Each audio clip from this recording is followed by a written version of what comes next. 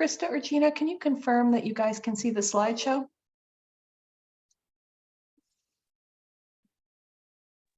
Yes, we can. Okay, thanks so much.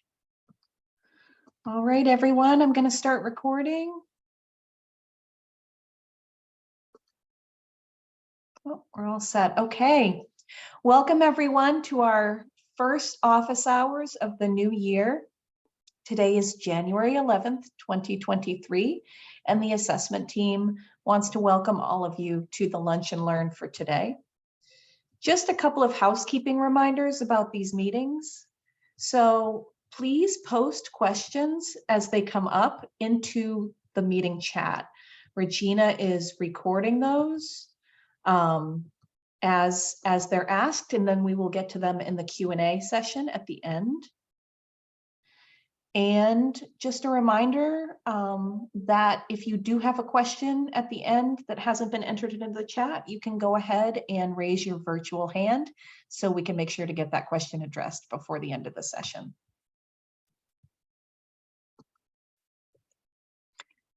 So some general reminders and upcoming updates for today's office hour.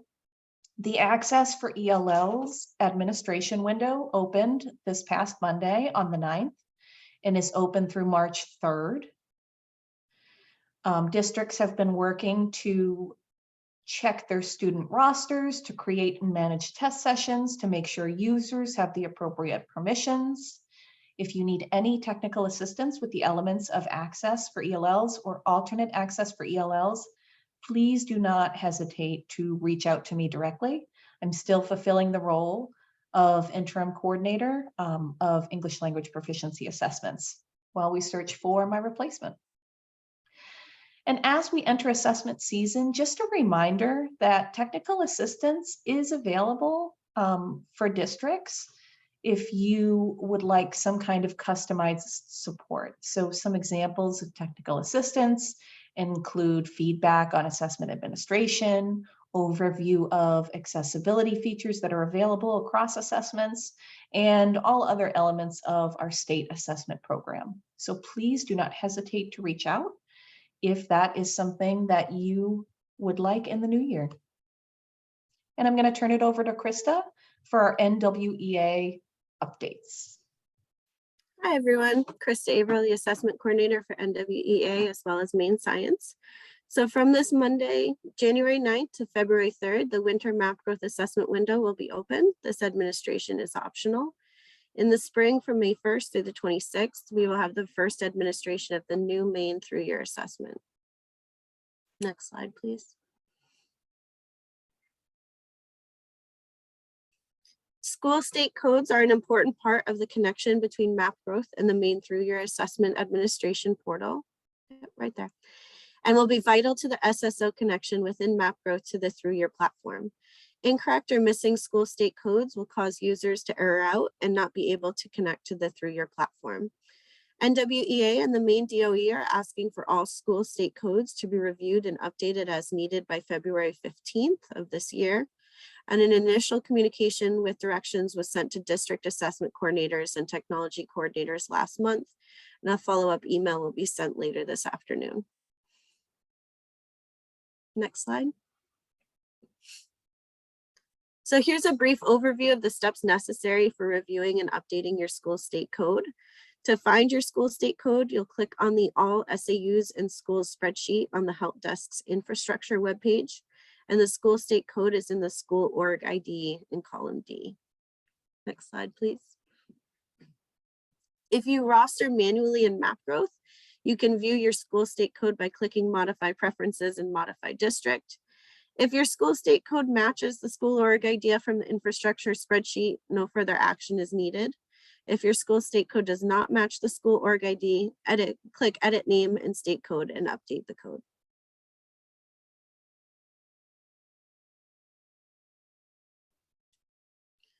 Directions are slightly different if you roster for map growth using Clever or ClassLink. So please see the instructions that are going to be sent later this afternoon for those additional details. If you're struggling to update your school state code with manual rostering, please reach out to NWEA Maine Partner Support at 855-430-1777, And if you're struggling with rostering with Clever or ClassLink, please reach out to your SAU's Clever or ClassLink representative. Next slide, Krista, can I please. add something here? For those SAUs that are rostering utilizing Clever, please do ensure that your alternate assessment participants are not included in the roster, because unlike the NEO assessment report, students who are eligible for alternate assessments are included if rostering with Clever. So just a reminder to double check that, so we don't have students enrolled for both general and alternate assessments. Yeah, so that will apply for the winter. Fortunately, in the spring, we'll move to a state rostering system. And as a result, we won't have to worry about that any longer. So, but for this winter, if you're doing that administration, yes, please make sure you double check that. Next slide, please. So one common question of late is, can I choose to give both map growth and the main through year assessment in spring 2023? So please note that all students are required to take the main through year assessment in this spring. The table displayed here is meant to provide guidance to SAUs and schools when deciding whether or not to administer the map growth assessment in addition to the main through year assessment. So some considerations that I would like to highlight from the table for you are, if an SAU or school chooses to administer map growth this spring, it does not need to be within the same assessment window as the through year assessment. Due to standard setting, RIT scores from the through year assessment will be delayed until late summer or early fall. If a school or SAU is seeking immediate RIT score data, they can still receive this by taking the map growth assessment. Extended seat time is one consideration as well. So please note that the average seat time for the main 3-year assessment is 55 to 60 minutes per content area, reading and math. Of course, individual students will take varying amounts of time to complete the assessments. And lastly, in spring 2023, there will be no additional cost to SAUs and schools if you choose to administer map growth in addition to the 3-year assessment, as the department has already paid for map growth for the remainder of this school year. More questions and answers about the transition to the main 3-year assessment can be found on our reading and math assessment webpage. Next slide, please.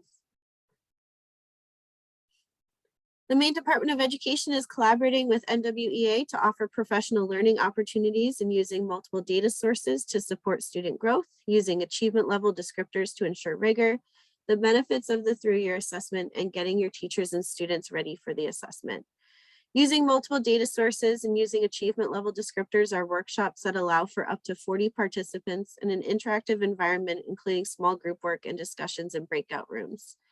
In the using multiple data sources session, participants will strengthen their understanding and use of RIT scores and achievement and growth data.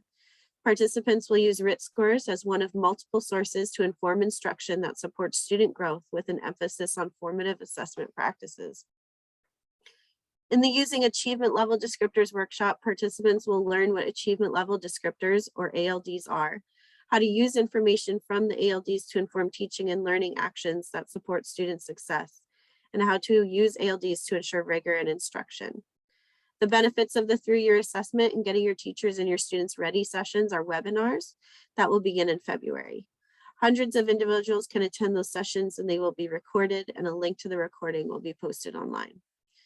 Please note that these sessions are in addition to our pre-administration and administration trainings, which focus on the technical aspects of the platform and registration. I will release the times for those trainings as soon as I have them. So here's a list of the remaining sessions in January, as well as all sessions in February. This month, we began our workshop sessions for using multiple data sources and using achievement level descriptors.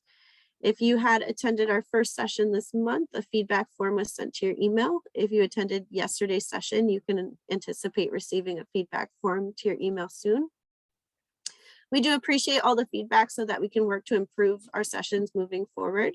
One of the changes that has already been implemented based on feedback is that the last 30 minutes of each workshop will be dedicated to a Q&A session for questions specific to the main 3-year assessment program. So for those 2-hour workshops, they are now 90 minutes for the workshop and an optional 30-minute Q&A at the end. There is no change being made to the webinars, however, they remain 1 hour. More workshop and webinar times will be offered in March and April. Unfortunately, I am unable to record workshop sessions or share the information in a different format as the workshop content is considered NWEA's intellectual property.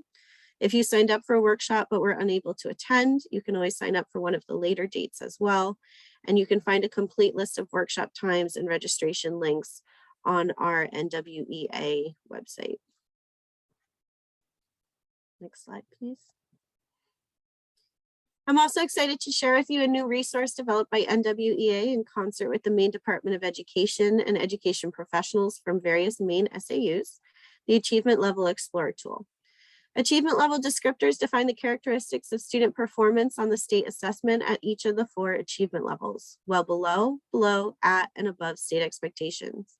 Displayed here are the state of Maine's general achievement level descriptors for reading and mathematics, which provide a broad overview of each level. The Achievement Level Explorer tool breaks down each of these 4 achievement levels by grade level standards assessed on the Maine through-year assessment in reading and math. So with this resource, educators will be able to access the progression of grade level performance expectations defined by Maine standards-based achievement level descriptors, analyze student performance by achievement level, plan instruction so all students have the opportunity to learn and meet the expectations for their highest levels of achievement, and analyze student progress and identify target standards for growth. The Achievement Level Explorer tool and its applications will be explored in detail during our Using Achievement Level Descriptors workshops. And again, you can find those registration links on our NWEA website as part of the NWEA Professional Learning Catalog. Next slide, please. And for your reference, here's a screenshot of a single 4th grade geometry standard and the Achievement Level Explorer tool. And as you can see, the knowledge, skills, and abilities of students at each achievement level are described. So if you visit the tool, this is what you can expect to see for the reading and math standards in grades 3 through 8 and 10. Moving on to the Maine Science Assessment. So in the spring, the Maine Science Assessment will be administered to students in grades 5, 8, and 3rd year of high school. The assessment window for the Maine Science Assessment is May 15th through the 26th. Spring 2022 student result reports will be released soon, with educators able to review within Maine's Accountability and Assessment Reporting System, or MARS. We appreciate your patience as we work to verify our counts and data quality checks. A frequently asked question in the past several weeks has been, when will the manuals and guides be available online? We are working on updating handbooks and manuals in preparation for the spring 2023 administration. The support site, Zendesk, is to be restored to full functionality by March 2023, with the lockdown browser, Atom platform user, Proctor user, and accessibility guides being released at the end of this month. On our website under resources, you can currently find our assessment blueprints and practice assessments. All items on the Maine Science Assessment are aligned to a science topic and a specific performance expectation. Assessment blueprints specify targets for the minimum and maximum number of score points aligned to each topic. You can also find our achievement level descriptors, or ALDs, for the Maine Science Assessment. Due to the 3-dimensional nature of the next generation science standards, the ALDs for Maine Science are in a very different format than those for the Maine through-year assessment. You can find an explanatory video and the ALD documents on our science webpage. And in addition, we are currently developing professional learning opportunities with New Meridian, our science assessment vendor, to help educators and administrators better understand and utilize the science ALDs. And lastly, practice assessments continue to be available for each grade level and can be found at our science webpage. Now on to the international and national assessments.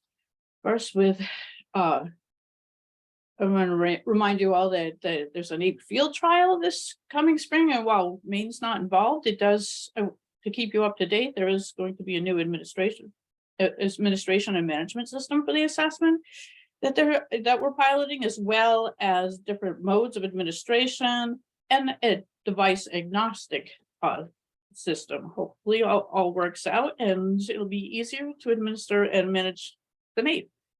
As far as TIMS, just a friendly reminder that those schools that are participating, the administration will take place between March and May of this coming spring. And then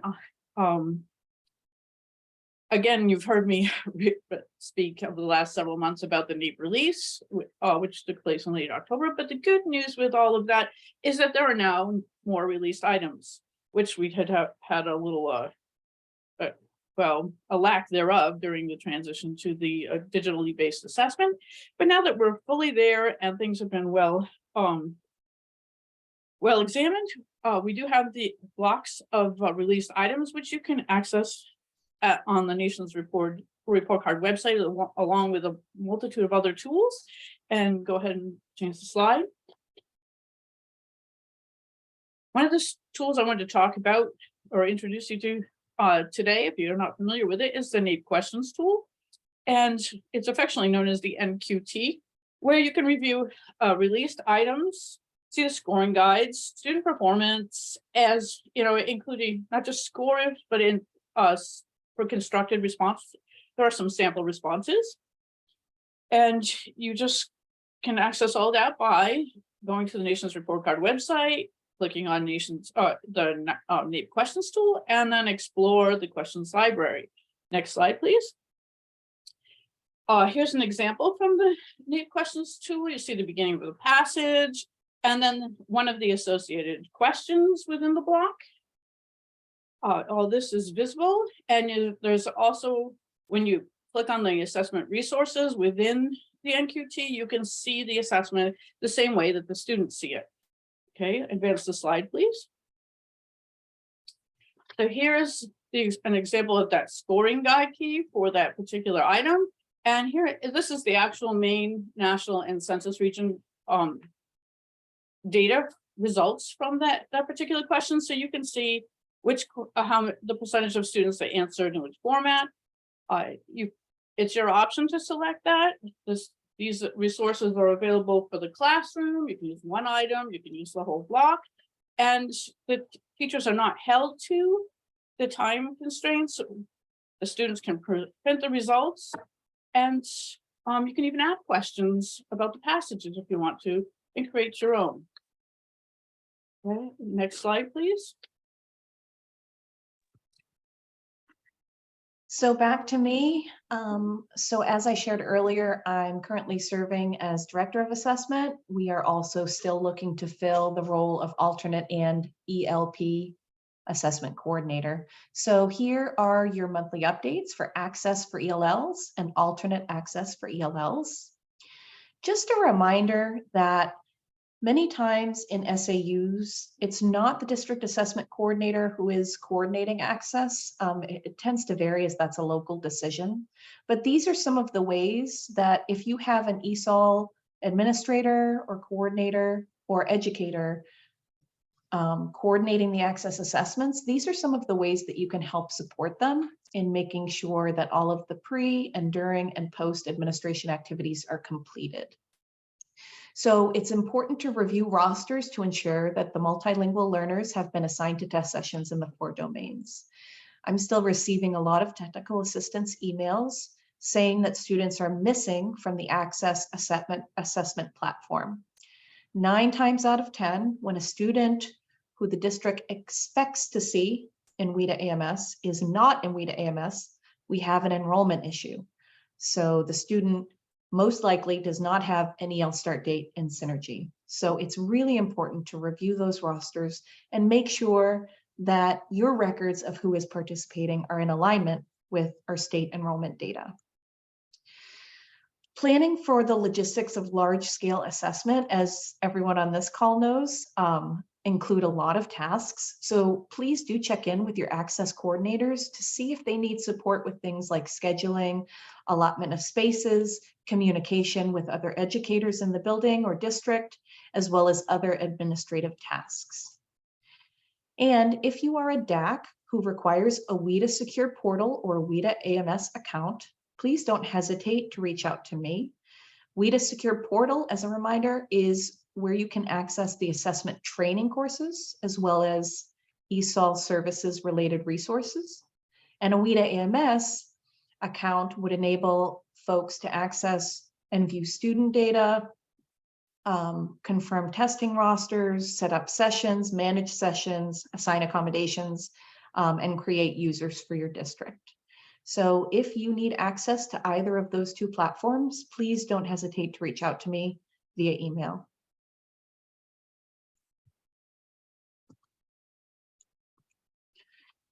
One important additional way to support Access test coordinators is also to refer to the reports in NEO. So we, as I shared earlier, we get a lot of questions around why certain students are not in WIDA AMS when they are expected to be at the district level. Some of the reports that are helpful when troubleshooting an enrollment question are the student detail reports, as well as the access and alternate access assessment reports in NEO.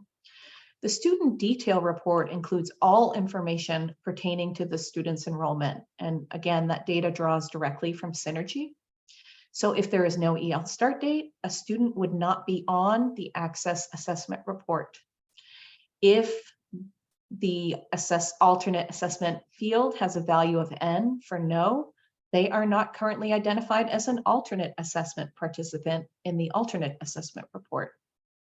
And then the assessment specific reports are helpful so that you can confirm all students who are required to participate in the appropriate assessments are included in the reports. Here's a glance again at our calendar for Access for ELLs and alternate access for ELLs. So it's open now as of this past Monday and closes on March 3rd. We also are having Access open office hours every Monday. I'm happy to share the link if anyone is interested, where test coordinators and administrators can drop in, ask questions, and receive technical assistance. As previously shared, we also have the alternate access for ELLs field test this year. That begins on February 14th and closes on April 17th. The point of the alternate access for ELLs field test is that it will result in a redesigned and updated alternate access 2.0. It will also lead to the development of an alternate screener for students with significant cognitive disabilities who are also being screened for multilingual learner status. Such a screener does not currently exist. The other addition or benefit to having the alternate access for ELLs field test is that it will result in the development of a kindergarten alternate access for ELLs, which also doesn't currently exist. And as everyone knows, we are required to have alternate counterparts to all general assessments. Moving on briefly to MSAA and MSAA Science. So we are in the pre-administration activities part of our preparation for our alternate assessments based on alternate academic achievement standards. A survey was sent to special education directors on January 6th, asking them to identify who will be serving as the local alternate assessment coordinator. If you are going to be supporting at the district level with alternate assessments, please don't hesitate to reach out to me and I will make sure to create a user account for you as well. Trainings are being offered by Maine DOE. Just want to highlight that these trainings are actually not required, but they are recommended, in particular for new alternate assessment coordinators, new alternate assessment administrators, and any district stakeholders who want to learn more about our alternate assessments. Those will be on February 27th. That's the test coordinator training. And March 1st is the test administrator training. The platform will go live for SAU users on February 21st. So in advance of those, of that test coordinator training. Platform will only go live for those districts that have responded with the information about who the district test coordinator is. So it's really important that that survey gets returned to DOE. The training, which is mandatory pertaining to our alternate assessments, are the online training modules, which are contained within the MSAA platform. There are 6 training modules for TAs and 6 alternate training modules for test coordinators. The online training modules for TAs also include a mandatory quiz, after which TAs will have access to student assessment materials if they've passed the qualifying quiz. As we get closer to the assessment administration window, we will have more alternate assessment specific elements added to our monthly office hours. That was a lot of talking by the assessment team. So we're going to go ahead and open it up to questions. Go ahead, Keith. I see you raised your hand. Thanks. I had a question that I posed to the federal grants team yesterday with regard to Title I schools. I understand that not every school district may have Title I schools. However, in developing goals for the Title I application, it requires us to report out measurement based on the goals that we've set. And oftentimes those measurements with regard to being specific to reading and math are either local and state assessments. Now, it was answered, I think, partially or maybe in whole today with regard to having data to serve as a measurement for that. And that would be, in my understanding, a requirement if we were to use the state assessment to give it twice and use the MAP growth assessment to get that data more immediately to report out on progress.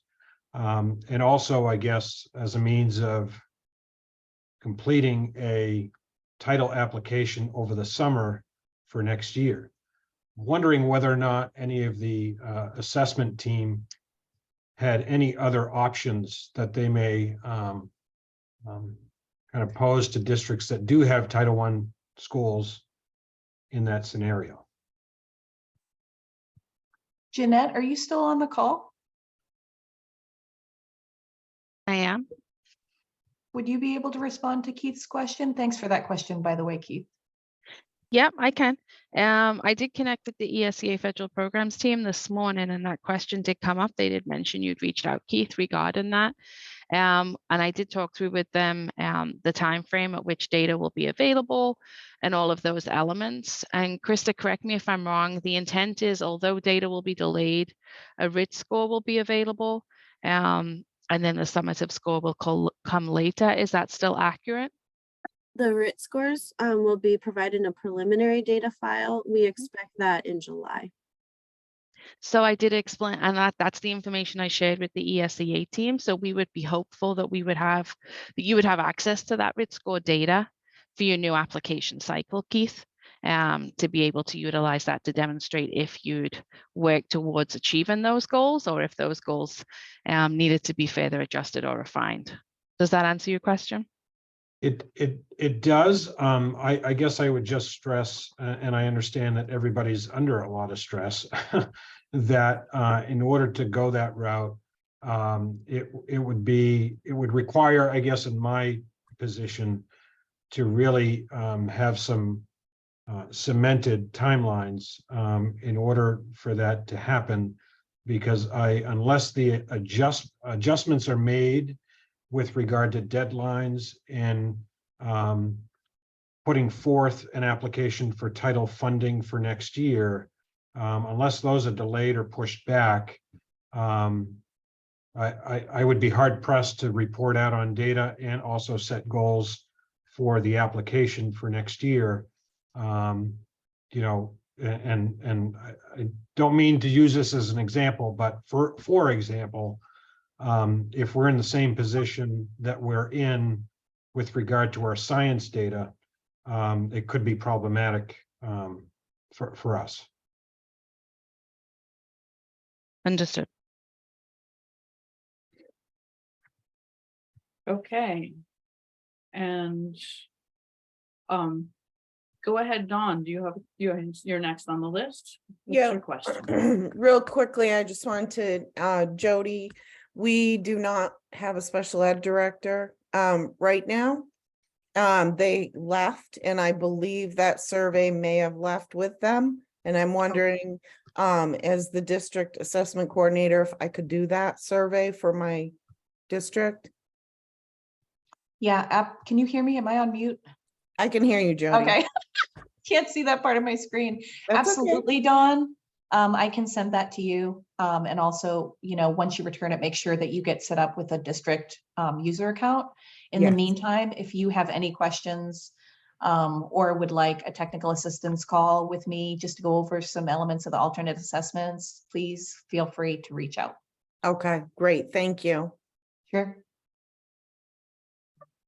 And Monique, I see your hand is raised.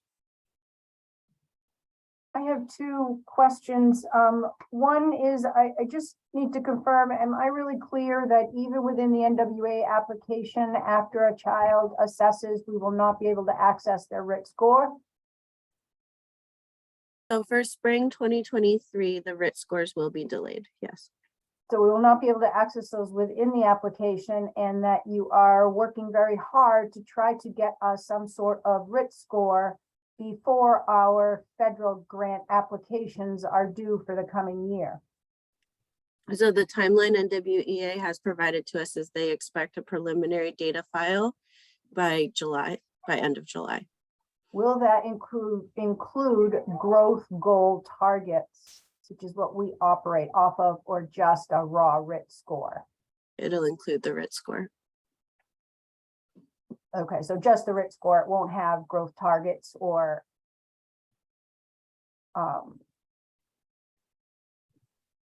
So I'll reach out to NWEA to verify that. So, we've been very careful not to over assess our students and to put our students through 2 of these assessments in the spring for paperwork purposes is just not something I'm willing to do. So any kind of data would be very helpful as soon as it can be provided. The second question I have is, and I apologize for missing this if I have, in terms of the TIMS administrative assessment, the dates shared in this presentation were, I believe, March 1st to May 31st. On the calendar, which is what I use to communicate with staff, it says March 20th to April 3rd. So it'd be helpful to have those correct dates. And then have districts been notified yet? And if so, who receives the notification? Is it the DAC? Okay, oops, yes, yes, as far as Tim's, the superintendent and DAC are notified first for the district, and then the principal with a CC to the DAC will be notified for the school. We are in the process of notifying those schools. So it is possible that you could be still selected if there's something wrong in one of the administration, school fall through for a selected school. But we're pretty far into that at this point, so there's a fair chance that most schools will not participate. You're fairly safe, but I can't promise as far as that goes. Is there a deadline? It's really, it is the 20th. They delayed it a little bit. I just didn't have a chance to update the slide, and I apologize. Okay. And so is there a deadline by which I can, or is it just kind of a sliding deadline in terms of notification? It's really a sliding deadline because the feds are working very hard to make sure we have the sample size we need for reporting. Okay, thank you. Okay, now the chat is populating quite quickly here, and I'm Yes, going to I start think it with, might be helpful, even though answers are going into the chat, to also just address them as well. I do see, Jody, you're throwing that information in there. It might be helpful to say verbally too. So one of the questions was, if we test twice, we get the RIT score information correct. So yes, it is. I mean, it's 2 different assessments, main through year and map growth. If you do choose to take map growth, you get those immediate RIT score results. Still, one of the other questions is, do you anticipate this may be delayed due to the acquisition of NWEA by Harcourt Mifflin? We anticipated a delay prior to knowledge of the acquisition by Harcourt Mifflin. So no, this was something that is part of the test design. We've been assured that there won't be any changes to the program based on the acquisition. Looks like Jody answered that one. Can we confirm that through year will generate a writ here too, albeit with delay this spring, addressing federal compliance as well as locally meaningful? So the RIT score information will continue to be comparable to previous RIT score information. For federal compliance in terms of federal peer review requirements, we will be using the achievement levels, which are based on student performance according to grade level standards. Erica, does that fully answer your question, or should I provide some more clarification? I might have missed if earlier clarification was offered, but I believe one of the last times we met statewide, there was a discussion around attempting to retain enough questions sort of coupled on to the we must do it for federal compliance piece of the assessment in order to ensure that the spring assessment, the through year, would contain writ, so we wouldn't be stuck in a position of having to do a secondary assessment. Right, understood. Okay, thank you for that clarification. So yes, the through-year assessment does continue in the spring to have those two components, the diagnostic portion that determines that RIT score, and then the summative portion that determines the score that meets the federal requirements. And may I ask if you've estimated the time burden when it all kind of comes together? Yeah, so when we're looking at the administration time, the average time for administration, well, for the fall and winter, it would be as one has experienced in the past with MapGrowth. There'd be no change there.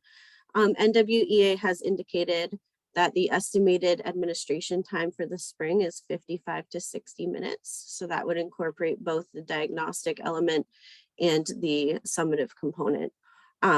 We are recommending that schools schedule 90 minutes so that everybody gets done, because we know, as with MapGrowth, some kids finish very quickly and some take longer, but the average assessment time they've indicated to us currently is 55 to 60 minutes. Thank you.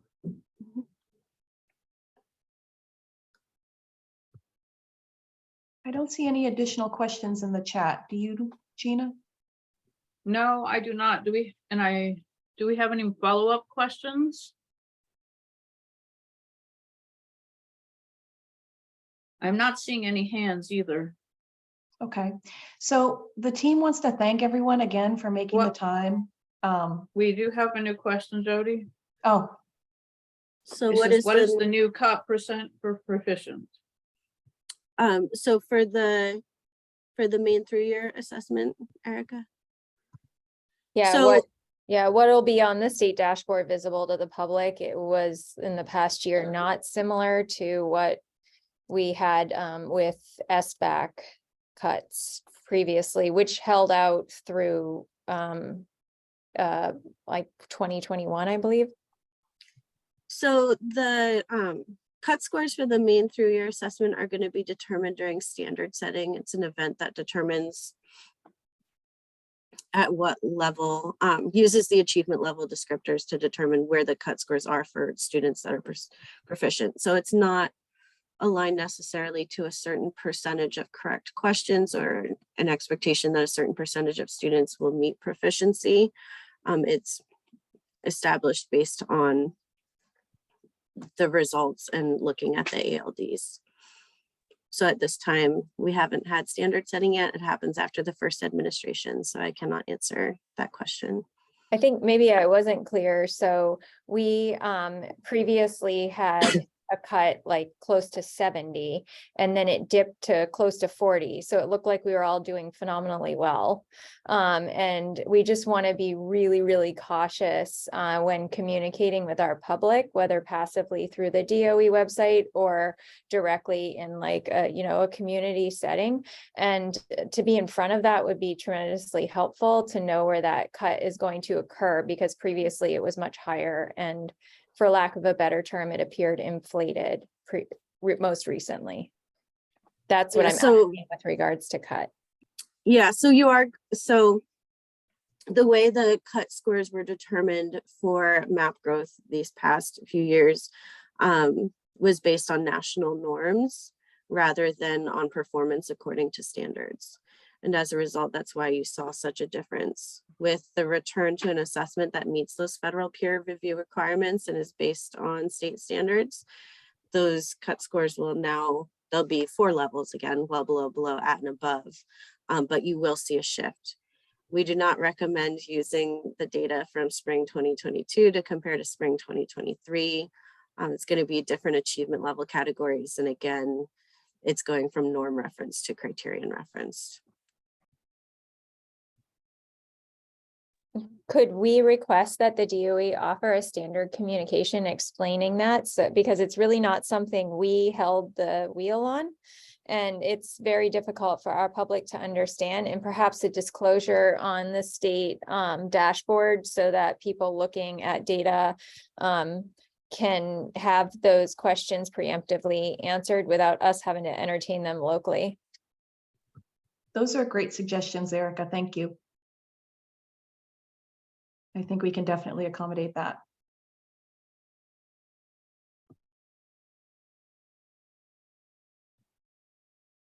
Keith, I see your hand is raised. Yeah, so I guess I'm going to attempt to continue the thought as best as I could, or can rather, regarding growth.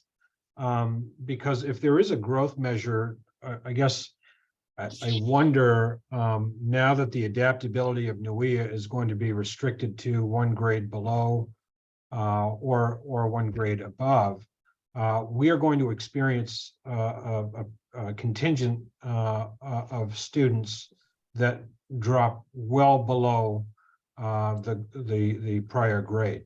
So when measuring growth, I'm wondering whether or not that's going to be measured based upon their RIT score and growth within subsequent years, or is it just going to be measuring growth over the time of they reaching some sort of proficiency based on the state benchmarking process?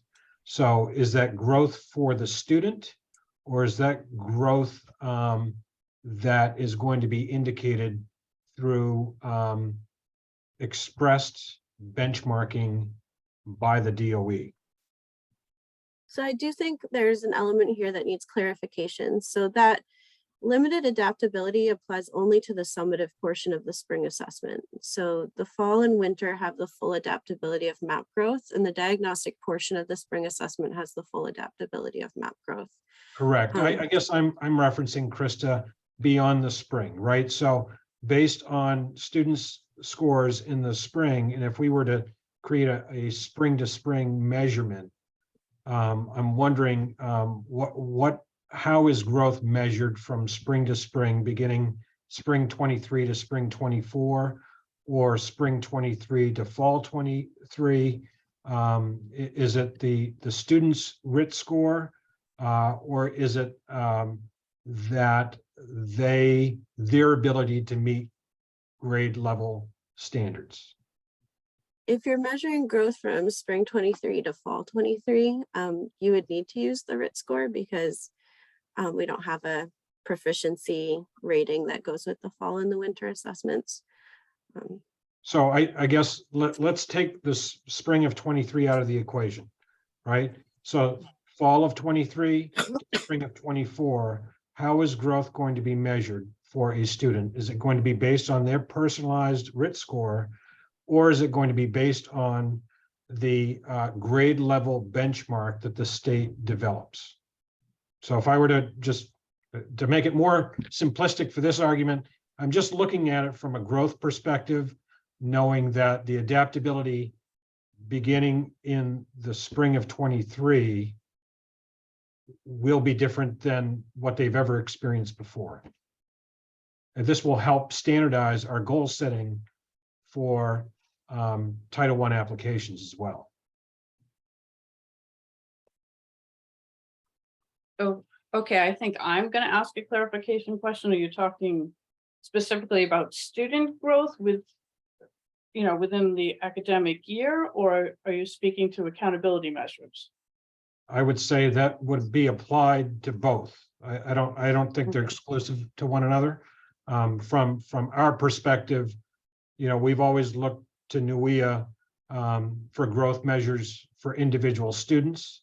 And celebrating that amount of growth, knowing that if they meet their growth goal, they remain in the category that they're indicated in. And if they surpass that, then they are making substantial growth. So from an accountability compliance standpoint, I'm really looking at it from the angle that we're going to be held as districts accountable to the DOE should tiered systems be developed in the future.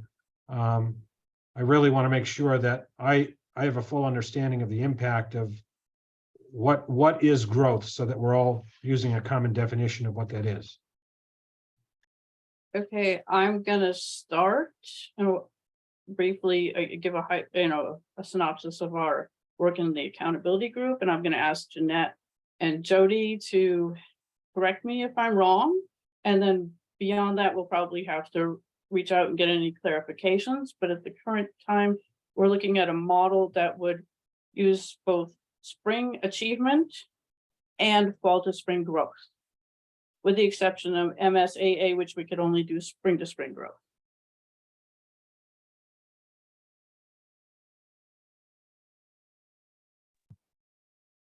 Jeanette, are you able to chime in here? So for accountability purposes, our achievement indicator is based on student achievement. So that would be whether they had met grade level expectations.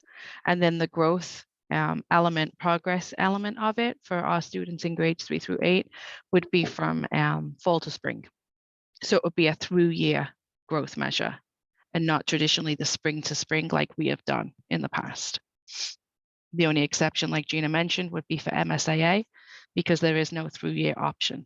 It is only administered once in the spring. May I ask a clarifying question? And I guess maybe I'm confusing myself.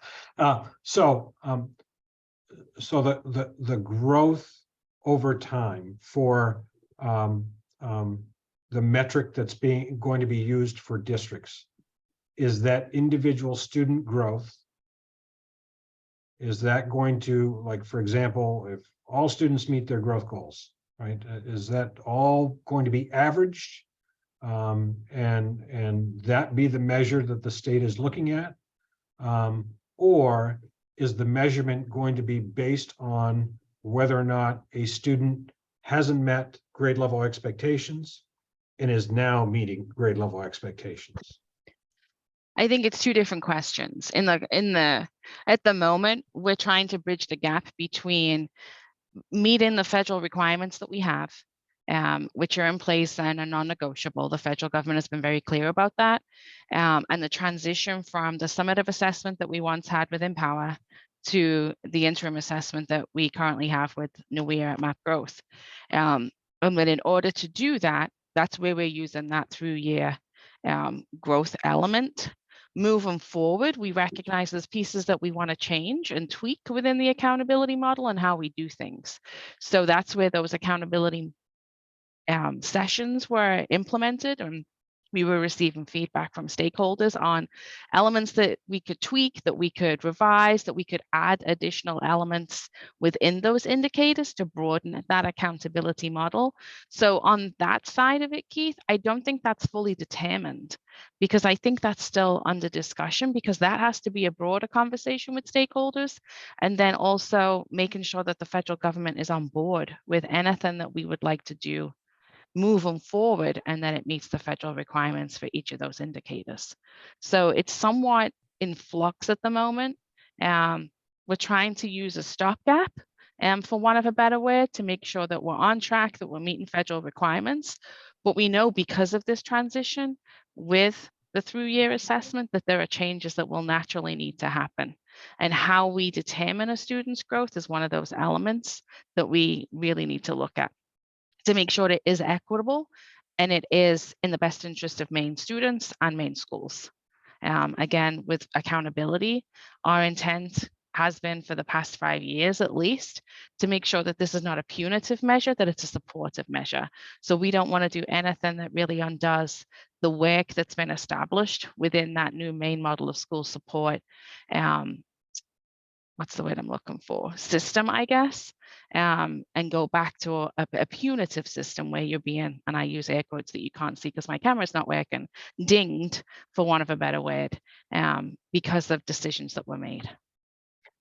And I appreciate that. And I think one of the things that we struggled with internally was in the previous accountability model, when we began to represent growth, we would have higher performing schools that would not grow as much and were placed on tiered lists, whereby we had other schools that performed at a much lower capacity that did show a lot more growth, that needed the most help, that were not identified as tiered schools. So I'm hopeful that we can continue that path, that we're providing assistance to the schools that need the most help and guidance, and not using a previous growth model that would inherently just place highest performing schools on a list because they hadn't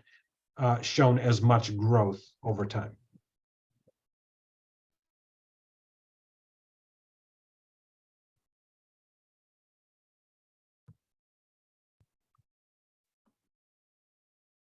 There's a message from Erica in the chat that says, will 10th grade be further developed for 23-24? I believe that is an exception to the RIT diagnostic portion being hitched on, or has 10th also evolved to contain diagnostic?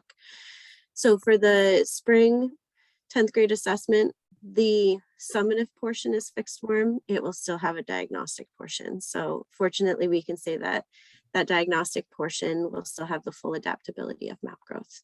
The only thing that is fixed is that every student has the same summative portion.